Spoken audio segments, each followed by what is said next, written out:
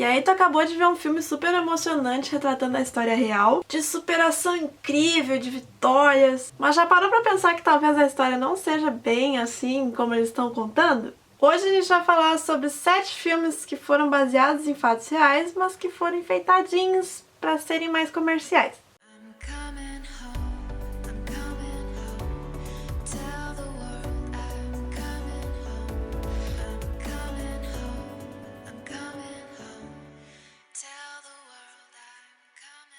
Se caiu de paraquedas aqui no canal, já vai inscrevendo para não esquecer.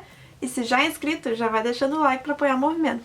E não esquece de apertar o sininho ali embaixo, tá bom? Para receber notificação do canal toda vez que sair vídeo novo. Hollywood adora um filme baseado em fato real. Mas as histórias, no geral, sofrem várias modificações e às vezes até rola uma distorção do fato real para ficar uma coisa mais bonitinha. E isso muitas vezes tem a ver com o formato de entretenimento, porque às vezes a história não é tão interessante e o público pode ficar entediado. Ou, inclusive, tem que ter mais Estados Unidos no roteiro, às vezes acontece. E o primeiro da lista é Fargo, de 1996, que já começa metralhando o público dizendo isso é uma história real, isso é baseado numa história real. Dizendo que os acontecimentos se deram em Minnesota no ano de 1987. 20 anos depois, os irmãos Coen, numa entrevista, acabaram soltando o verbo e dizendo a verdade. Existem sim elementos na história que foram baseados em fatos reais, mas eles são 2 e são bem pequenos. Um deles é o fato de que existia um cara nos anos 60 ou 70 que estava defraudando a corporação financeira da General Motors.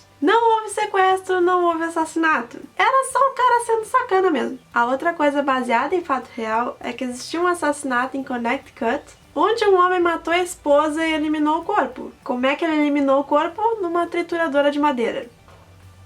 Mas, além disso, a história toda é inventada. Quem foi trouxa? Isso mesmo, euzinha, vamos pra próxima. De Fargo, a gente vai pra Argo, de 2012. Quase o mesmo nome, ambos baseados em fatos reais e ambos te fazendo de trouxa. Argo foi muito bem, diga-se de passagem, ganhando 3 Oscars, incluindo de melhor filme. Infelizmente, também é bastante impreciso, especialmente no modo como ele minimiza o papel do Canadá no plano de extração de reféns que conduz a história. O próprio presidente Jimmy Carter disse que 90% das contribuições para ideias e da consumação do plano foi canadense, e o filme dá crédito quase que totalmente para a CIA. O Carter aponta especificamente o Ken Taylor, interpretado pelo Victor Garber, como o herói principal. Nesse, a modificação foi mais para enaltecer os Estados Unidos e para diminuir a participação do Canadá. O terceiro é um dos mais polêmicos da lista, um por ser o mais recente e outro porque foi o queridinho da América em 2014, já que retrata o atirador de elite Chris Kyle como um herói. O Sniper americano, além das polêmicas, apresenta muitas diferenças e discrepâncias entre a autobiografia e o filme em si. Mustafa,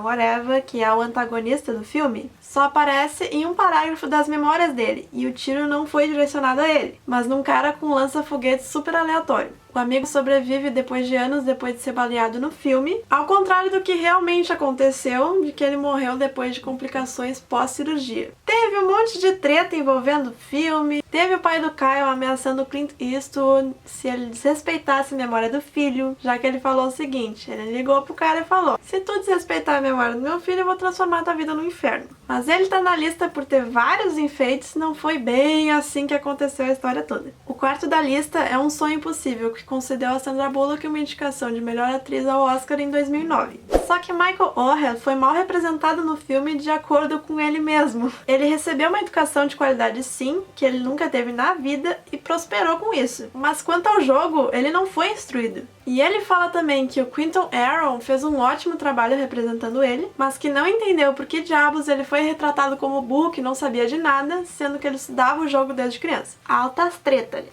Altas treta. O quinto da lista pode ser um pouquinho decepcionante. Russell Crowe levou um olhar edificante para a história de vida do ganhador do prêmio Nobel, John Nash, que infelizmente foi altamente ficcional.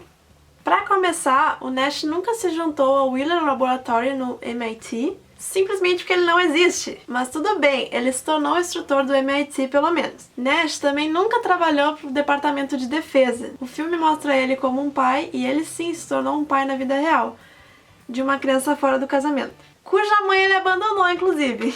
E o Nash também, na vida real, nunca deu um discurso de aceitação pro prêmio Nobel que ele recebeu. O sexto da lista é Capitão Phillips. Ele é baseado na história verdadeira do Marcus Alabama, que foi sequestrado por piratas somalis em 2009. E mostra o capitão da embarcação salvando as vidas da equipe dele. Mas um membro da tripulação dedou o Phillips e disse, não foi bem assim que funcionou não. Que o Phillips na vida real não é realmente um herói e que ninguém deveria navegar com ele. De acordo com as alegações desse cara, o Phillips praticamente disse, vem pirata, vem em mim, ignorando todos os protocolos de segurança e navegando muito perto da costa, sendo que não era para ele fazer isso. O capitão supostamente tinha vários e-mails informando ele sobre o aumento da pirataria em torno da Somália. Esses e-mails recomendavam que os navios ficassem aproximadamente 600 milhas longe da costa. E o barco do Phillips estava onde? Indo naquela direção, já estava mais na metade da direção onde não deveria ir. A tripulação também alega ter sofrido mais 2 ataques naquela viagem, e não somente esse. E o engenheiro-chefe, Mike Perry, tem um papel minúsculo no filme, era aparentemente mais herói que o capitão, já que foi ele que levou a equipe para as partes inferiores do navio, enquanto os piratas faziam o que eles tinham que fazer. E é isso, né? Às vezes a história é muito mal contada. E por fim, não menos importante, a travessia, que diferente do anterior foi muito bem retratado, exceto por um pequeno detalhezinho. Depois que ele foi pra cadeia, ele simplesmente traiu a mulher que ajudou ele a alcançar o objetivo. A mulher viaja da França até os Estados Unidos pra ajudar o maluco, e ele é um master babaca depois. Acontece, né? Mas ele conseguiu fazer tudo direitinho, a maioria das coisas tá ok com a realidade. E aí, ficou surpreso com algum? Destruir corações nesse vídeo? Comenta aí embaixo nos comentários que eu quero saber. Se gostou do vídeo, não esquece de dar o like e de se inscrever no canal, porque aqui a gente trabalha com lavagem cerebral, tá? Minhas redes sociais estão aqui do ladinho, na descrição do vídeo, pra vocês curtirem. E até a próxima. Tchau!